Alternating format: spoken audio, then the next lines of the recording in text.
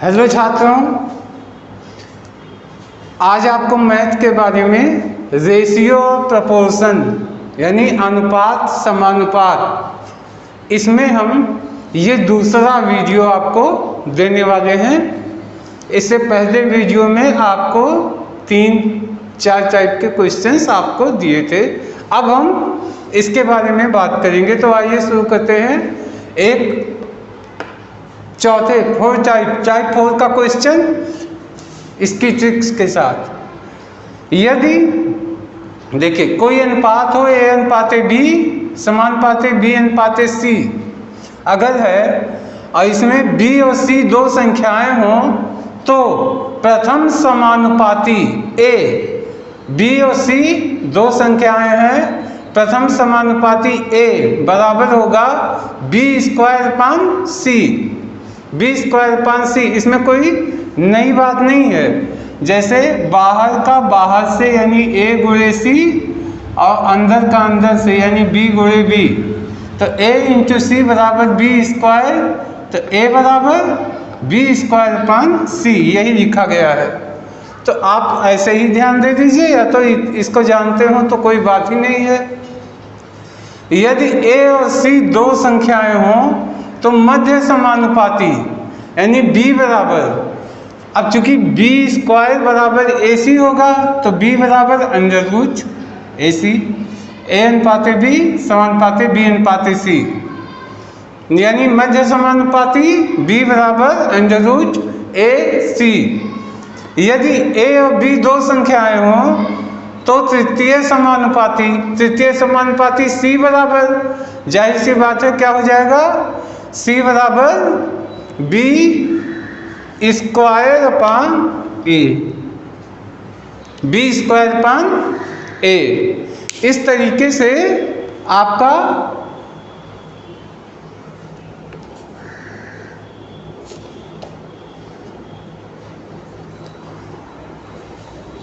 ये 3 टाइप का question complete हुआ है। इस तीनों टाइप का आपने देख लिया। इस पे कोई एक क्वेश्चन पूछा जाता है, किसी भी समानुपात का पूछ लेगा, A का पूछ सकता है प्रथम, मध्य का B या तृतीय C, कुछ भी पूछ सकता है। एक क्वेश्चन हम आपको लगा के दिखा रहे हैं और क्वेश्चन आपके स्क्रीन पे भी रहेगा, लेकिन हम पढ़ के यहाँ सॉल्व करके बता रहे हैं। क्वेश्चन है संख्या 4 और 8 प्रथम समानुपाती क्या है। 4 और 8 का प्रथम समानुपाती, जैसा कि आप जानते हैं, इसको मिटा दीजिए।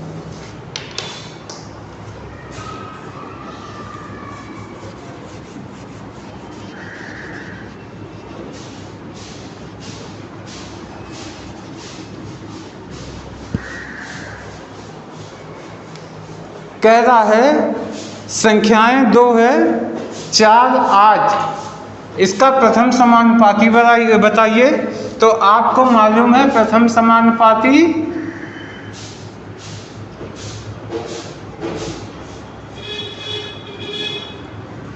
आप इसको A भी कर सकते हैं इक्वल B²/C,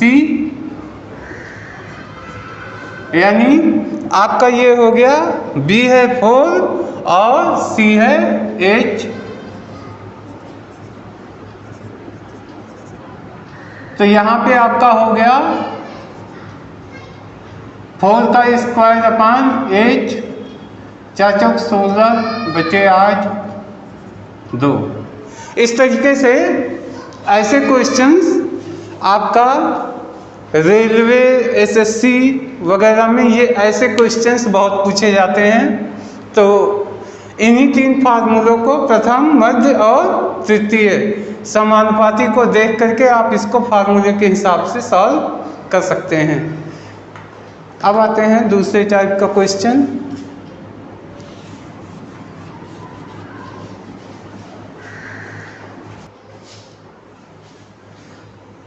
अब आइए एक दूसरे टाइप का क्वेश्चन देख रहे हैं। यदि कोई राशि P को ए और बी के बीच में यम अनुपाते यन के अनुपात में बांटा जाए। ए और बी को पी कोई राशि है, ए बी के बीच यानी दो लोग हैं, यम अनुपाते यन के अनुपात में बांटा जाए। तो ए का भाग निकालना है तो इसका अनुपात यम बचे यम प्लस एन गुणे पी। अगर बी का भाग तो यन बचे यन प्लस एन गुणे पी। लेकिन अगर ये पूछा जाए ए और बी का अंतर क्या है, तो ए और बी का अंतर बराबर होता है यम और यन के बीच का अंतर अपान यम प्लस एन गुणे पी। इस तरीके से आप जो है इन तीन फार्मूलों से तीन टाइप के क्वेश्चंस इसमें लगा सकते हैं। इस पे हम एक सवाल लगा के आपको दिखा रहे हैं। बाकी अपना कोई भी किताब से आप क्वेश्चंस ढूंढ के प्रैक्टिस कर सकते हैं।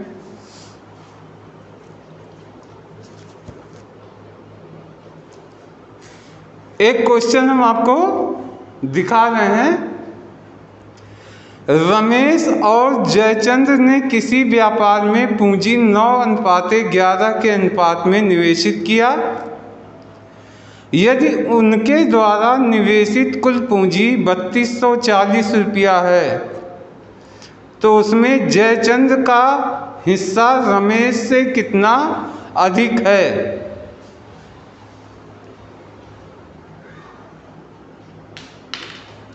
अब इस सवाल में यम क्या है, यम मान लीजिए 9, यन क्या है 11, पी क्या है 3240। अब आपका इसमें क्या पूछा है, जयचंद्र का हिस्सा रमेश से कितना अधिक होगा, यानी ए और बी की राशि में अंतर पूछा है, ए और बी की राशि में अंतर। तो यहाँ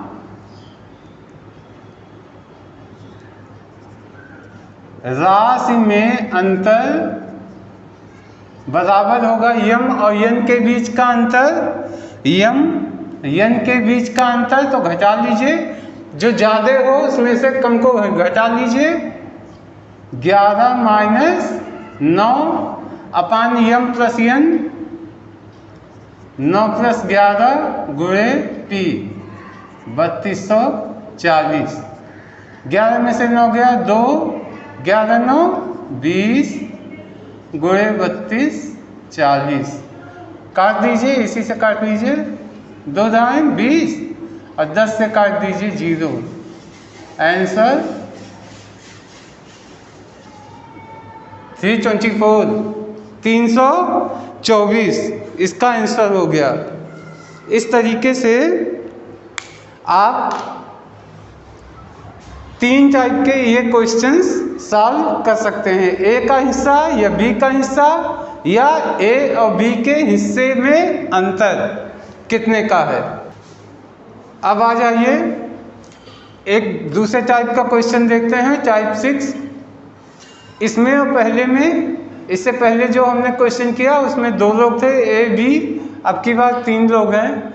यदि किसी राशि P को ए बी सी के बीच क्रमशः यम अनुपाते यन अनुपाते क्यू अनुपात में बांटा जाए तो ए का भाग बराबर होगा यम अपान यम प्लस यन प्लस क्यू गुणे पी। मतलब जिसका पूछा जाए वो उसका हिस्सा ऊपर बचे तीनों का योग गुणे पी। बी का पूछा गया, बी का भाग यन ऊपर यन बचे यम प्लस यन प्लस क्यू गुणे पी। सी का पूछा गया तो क्यू अपान यम प्लस यन प्लस क्यू गुणे पी। इस तरीके से ये 3 हो गया। अब इसके बाद इसी में एक और है, इसी में ही पहले तो ए का भाग, दो बी का भाग और सी का भाग आपने देखा। अब है ए तथा बी का अंतर, ए और बी के राशि में अंतर पूछा जाए तो देखिए ए का अनुपात यम, बी का अनुपात यन, यानी यम और यन में अंतर बचे यम प्लस यन प्लस क्यू और गुणे पी। ए तथा सी का अंतर पूछा तो ए का यम और सी का क्यू, यम और क्यू में अंतर बचे यम प्लस एन गुणे क्यू प्लस क्यू गुणे पी। बी और सी में अंतर पूछेगा तो बी का हो गया एन और सी का हो गया क्यू, इसमें अंतर बचे यम प्लस एन प्लस क्यू गुणे पी।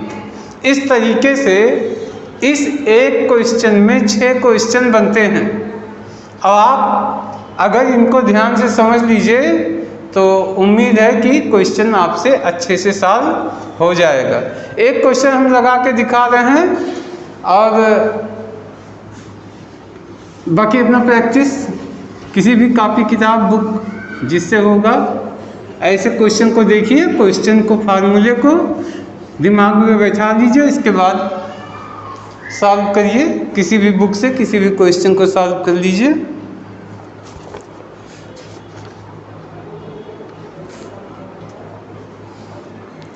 क्वेश्चन आपके स्क्रीन पे चलेगा। किसी परिवार में 4410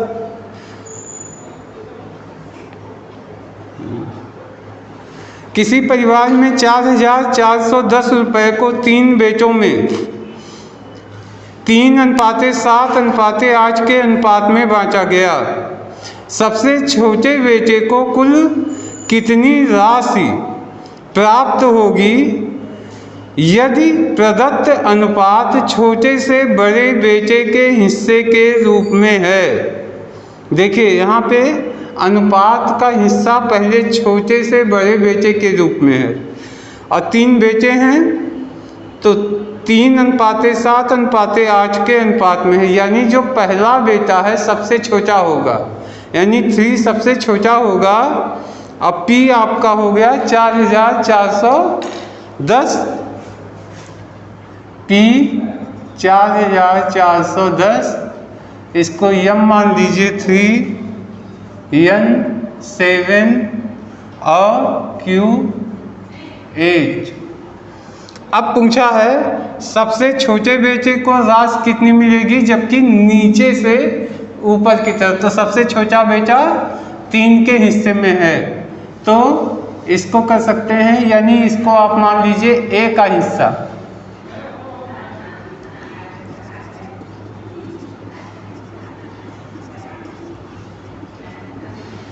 तो सीधा सा है आपका 3 ऊपर होगा अपान 3 + 7 + 8 गुणे 4410, 3 अपान 7 3 10 8 18 गुणे 4410। इसको ऐसे ही काट लीजिए, 3 × 6 = 18, 6 × 7 = 42 और 6 × 3 = 18, 18 × 3 = 21। ये आपका 3 × 6 = 18, 44 × 10, 3 3 3 × 6 = 18, 6 6 × 7 = 42, 2 21, 6 3 = 18, 2 20 1 21, 6 7 42, 2 बचा 21, 6 3 = 18, 3 21, 0 हो गया, 6 बचे 30, 735 रुपये छोटे बेटे के हिस्से में आया। ये हो गया आंसर।